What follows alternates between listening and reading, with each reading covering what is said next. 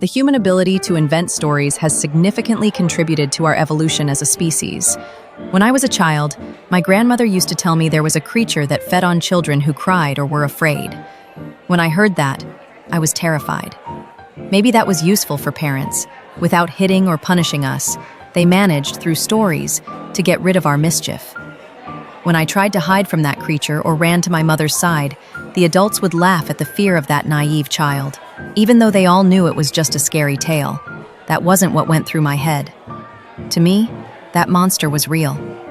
It could be under the bed, behind the door, hiding in the garden, or in the neighbor's yard.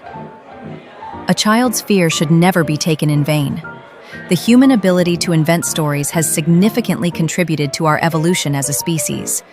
When we become adults, we lose that fear of being afraid of the monster that feeds on crying, scared children. But do you really think we stop believing in stories? In fact, we spend our entire lives changing stories. We're always comfortable with the ones that fit our worldview. And just like we feared the boogeyman as children, we still fear any story that challenges the story that comforts us. For example, if you believe in God, it's very unlikely that you'll agree on much with an atheist.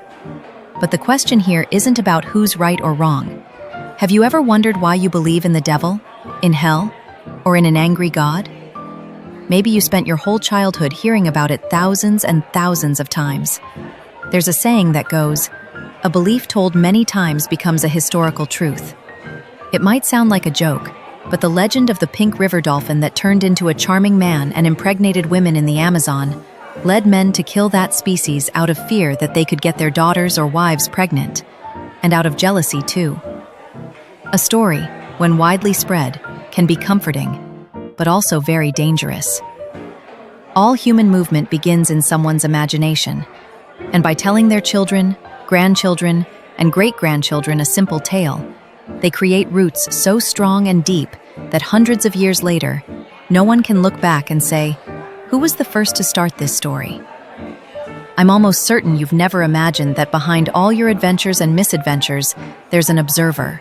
Someone who understands the world through the stories we inherited from our grandparents, our parents, the movies, the religions, even the history we learned in school. And although all of this gives some meaning to your life, you probably never thought that behind it all exists a being who imagines and who has the incredible ability to tell stories. Wherever there is a good storyteller and good listeners, a new belief will be born. How many stories have been told and multiplied without much thought about their contradictions? We tell them to children, to friends, to the faithful, to voters. And by telling others, we reaffirm them to ourselves. To resist the devil is to realize that just as you know it's not true that there's a creature who feeds on crying children, the devil and all your other fears are part of the old stories that, even after millennia, are still told and believed. If one day a child questions your beliefs, don't get angry with them.